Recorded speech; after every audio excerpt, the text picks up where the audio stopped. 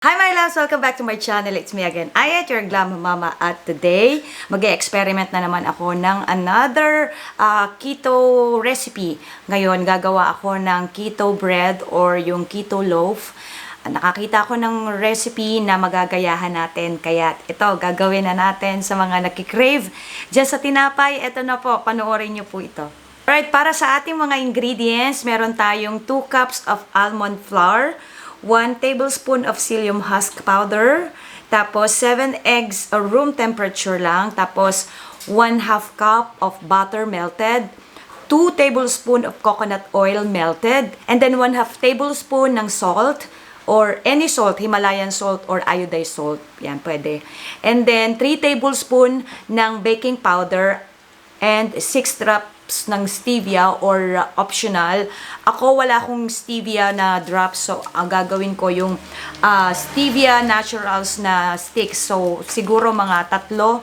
So ipipreheat natin yung oven ng 375 or 180 degree Celsius. Ako yun, ang gagamitin ko is yung aking oven toaster, my loves, dahil wala, itatry ko lang yun kasi sabi nila pwede din daw naman yung oven toaster.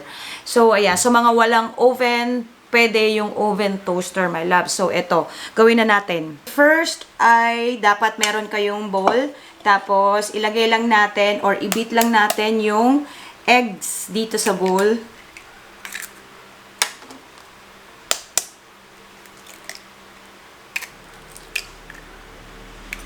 Mix lang natin. Mas maganda siguro kung meron kayong mixer, but since I don't have the mixer, yung malaki, eto, itatry ko tong pang-mix to ng coffee. So, itry ko lang tong mixer kung kayanin. So, hopefully kayanin siya. I-mix natin siya ng mga 2 to 3 minutes.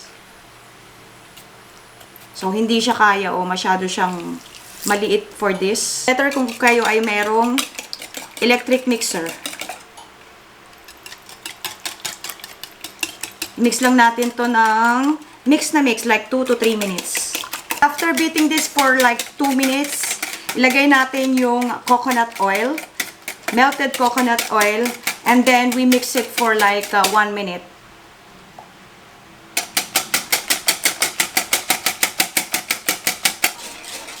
Okay, after 1 minute na mahalo yung coconut oil, ito namang melted butter ang ilagay natin and haluin for another 1 minute.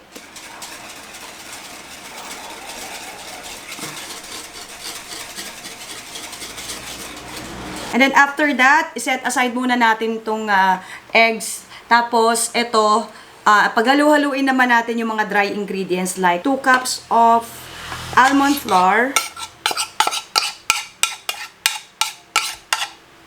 Lagay natin ang baking powder.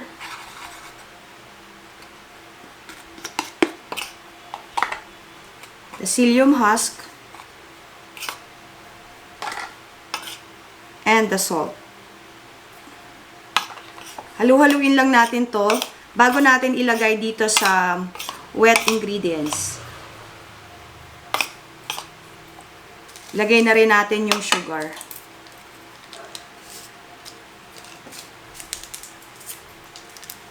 Saka natin ilagay dito.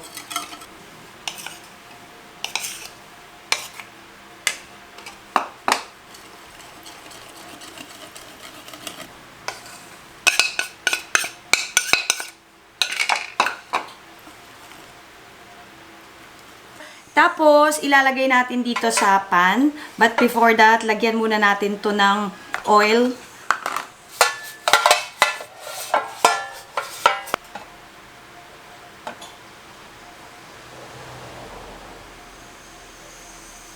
Kasya pala.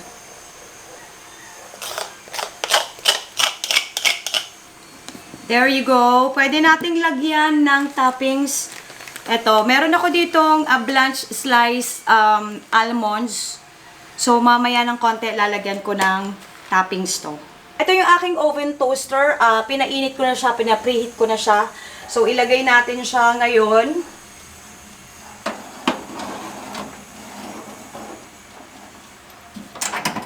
Okay, and then 40 to 50 45 to 50 minutes.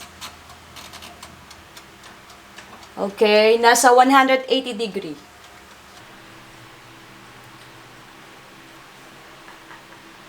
Eto na. Amoy mamon. Ayan na siya. Init pa, kaya ating papalamigin lang natin. And then, mamaya hiwain natin. And let's see kung masarap nga. Okay, so dapat pala, kasi kanina, nung medyo maluluto na siya, medyo malambot pa to, inilagay ko tong almonds na yan, na slices. Pero, hindi siya nakadikit. So, dapat pala, I think, dapat kapag yung kanina, isinabay ko na siya kanina habang malambot na malambot pa talaga at hindi pa luto. Kasi hindi siya nakadikit. So, it's supposed to be like that. Nakadikit dapat. Ito, medyo malamig na siya ng konti at mainit-init pa naman. Pwede rin tayo maglagay siguro ng cheese on top or depende sa inyo kung anong gusto nyong ilagay at paano ba ito matatanggal. Ayan, ganyan. Sige. There you go! Hiwain natin kung pwede na siya. Para siyang mamon. Ay, nice! Very nice! Oh my God!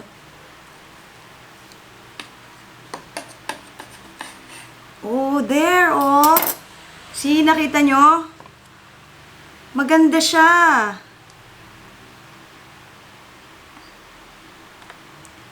Tikman natin, ha? Okay naman. Maalat. Bakit ganon? Medyo may alat siya. Pero okay naman. Pwede. Pangkape talaga. Pangkape. Masarap ha, masarap siya. At saka maganda yung loob niya. Luto talaga siya. Oh, there! And my loves, isa na namang successful ang ating bake ng keto loaf or keto bread. Yan, sana ay may natutunan kayo sa aking pagluluto at satisfied na naman ang ating cravings. Ayan, pwede kayong maglagay ng cheese on top or this one on top, pero kailangan hilaw muna bago nyo ilagay. Kasi kanina ako medyo maluluto na, saka ako nilagay. Inisip ko kasi baka ako masunog tong almond, pero hindi naman siya nasunog. But still, okay siya at pwedeng-pwede nang ihalo sa kape. Thank you so much for watching, my loves. Bye-bye!